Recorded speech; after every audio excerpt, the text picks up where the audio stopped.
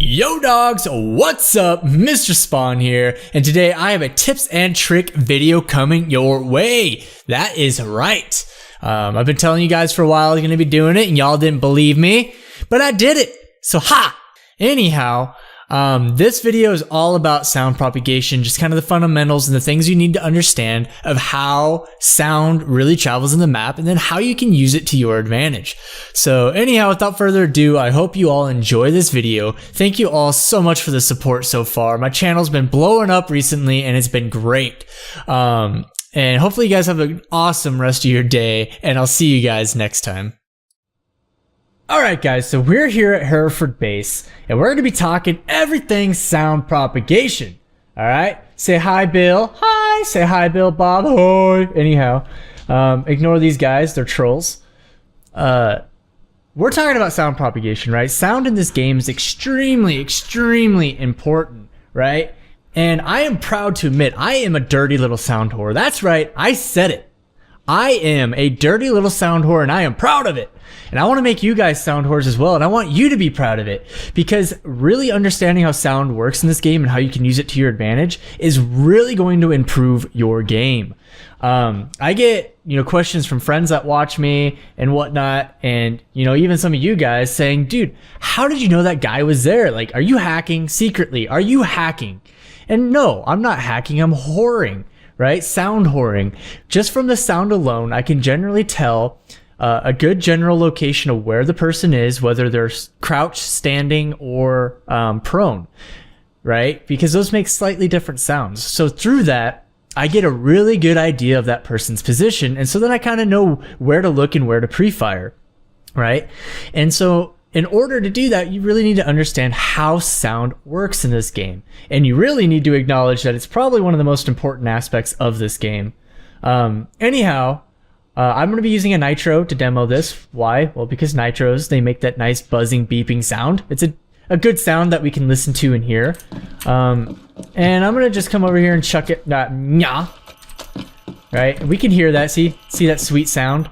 And if you can't really hear this, I recommend turn your volume up. And I'd also recommend put on a headset or some earphones, right? It's really going to help you understand this a lot better if you use a headset or some earbuds.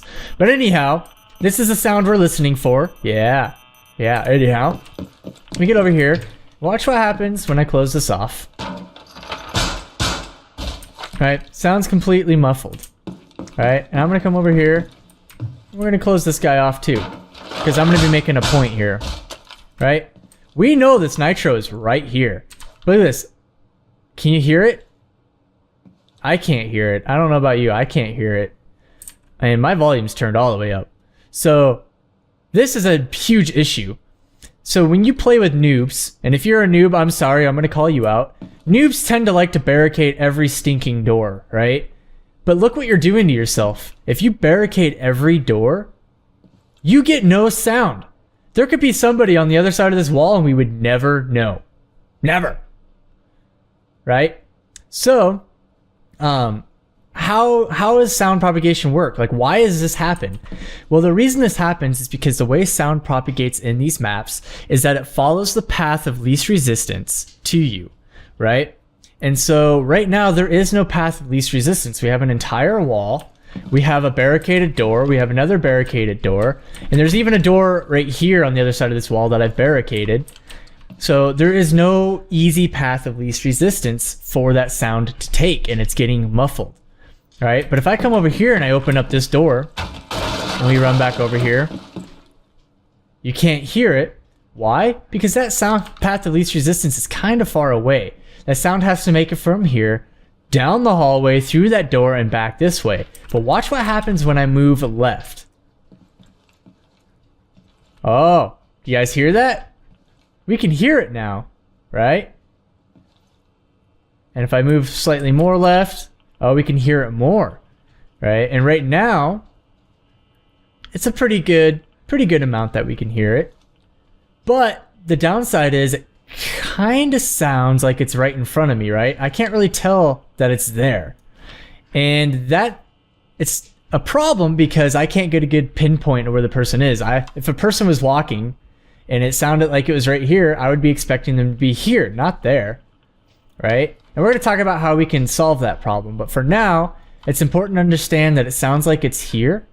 Because like I said, sound travels through path of least resistance. So it's traveling all the way here to this doorway and to us. All right. But in part of that, the sound is going to get distorted. Why? Because it's a weird path for it to take. It has to come left, come around the door, and to the right to us. So we kind of get a misconstrued idea of where exactly we're hearing the sound. All right. And if I move farther left, now it sounds like it's to our right somewhere, right? So that's very important to understand. Now, to prove my point about the path of least resistance, first, we're going to barricade this. And once again, we can't hear it. Watch what happens if I decide to remove these two barricades that I set up. And I come back here. Look at that. Oh, now we can hear it. And now I can hear that. Oh, yeah, it's definitely right there. Right? And that's because the sound is traveling to the right, all the way this way, into that door. And since the sound's coming from our right, it sounds like it's more right. So that's a huge thing to understand, is direction of sound. And so one way we can use this to our advantage is with a little tip in basically opening up and allowing sound to come through barricades. This is where I'm answering that question that people have been asking me of Spawn. Why the heck are you shooting out the corners of barricades? It makes no sense. Yes, it does. It's because I'm a dirty sound whore. All right. So, let me actually tear this down because I'm going to show you. Right. We're going to create several paths of least resistance. First, I'm going to shoot that guy. Oh, you hear how instantly loud that got? It's almost like we're in the same room just because I took that corner out. Okay, so now I barricade this bad boy up, and I'm gonna do the same thing here. Boom! Look how clear we can hear this now. Oh, so clear. And it's because I've opened up a path of least resistance. Now I'm gonna do it right here. And come over here. Oh, listen to that. Oh, man, we can hear that nitro pretty darn well. Look at that. Kind of almost wherever I'm at, right?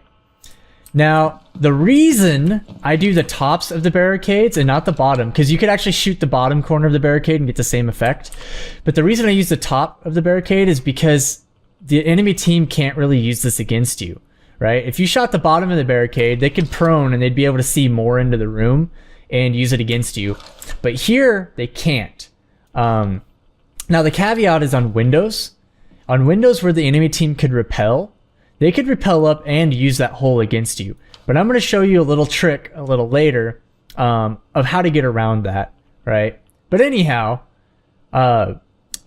this is how you could do this with barricades, how you can open up paths of least resistance barricades. And now I'm standing and it's kind of muffled, right? But it's because it's really far away. But you got to think, the nitro's that far away and I'm standing here and I can still hear it. And I can get a good idea. To me, on sound alone, it sounds like it's about right there. So I can get a pretty good idea of general location. But now I'm going to take it a step further, right? And I'm going to show you a trick on unreinforced walls. You can take a shotgun and open up a hole at the top corner of a reinforced wall, just like you would a door. And now listen how clear as day that nitro is, right? And almost no matter where I'm at in this half of the room, I can still hear it. And now I can really tell that it's about right there. And you can even do the same over here, you know? And now, if someone was going to run in this hallway, I'm going to hear them. And I'm going to hear pretty darn well where they are in this hallway. If they're crouching in this hallway or driving a drone in this hallway, the chances are I'm going to hear them as well. So this is how you can really set yourself up for optimal sound so that you can use sound to your advantage. So next, I'm going to show you kind of how you can apply the same barricade trick to windows and do it safely. Alright, so now we're at a window, and I'm going to show you guys how to do the sound propagation tricks with a window. And Frank over here is going to help me. Say hi, Frank. Yo. Anyhow, Ignore him too. He's a troll, just like Bill and Bob over there. All freaking trolls. Anyhow, so I told you guys, window barricades, you have to be a little bit smarter about how you approach creating paths of least resistance. Now this example here, I don't think they can repel at this window. I'm not 100% sure. But I mentioned earlier that you have to be careful if they can repel at the window. And the reason why is because if you come and you shoot that corner out and they're able to repel at the window, what they can do is repel up and then peek down into that hole. And so if you're hiding like right here, for instance, they'd be able to see you and they'd shoot you and kill you, right? So you have to know whether or not they can repel at the window. If they can't repel out the window, go ahead and shoot the corner out because it can't be used against you. But if they can repel out the window, you can use this trick that I'm about to show you. So go up to the window and then you're going to count 4 panels up. You see these with the line right here, like this line right there. That's a panel. So you're going to count up 4 of those. So we got 1 panel, 2 panel, 3 panel, 4. Right here's the 4th panel, right? You're going to knock the window right at the bottom of the 4th panel. So you see I'm looking at the 4th panel? Right at the bottom of it, whack. I'm going to come to this side, whack. Do it again. And you see what happened? It created this tiny little sliver at the bottom of this window. And if you didn't notice, we can hear the outside sounds, those little birdies chirping and everything. We can hear that clear as stinking day, right? And to make the point, I'm going to throw the nitro out here. You have entered an enemy controlled area. I'll rebarricade this up. Right? Look at that. We can hear that nitro just clear as day. It's like, it's literally right in front of us. So this is a way where you can open up a window that they can repel on and not have it directly used against you. Yeah, they could repel up and use a sliver, right? But let's say I'm hiding here. They're not going to be able to see me very well, especially on this window without taking an extreme angle, right?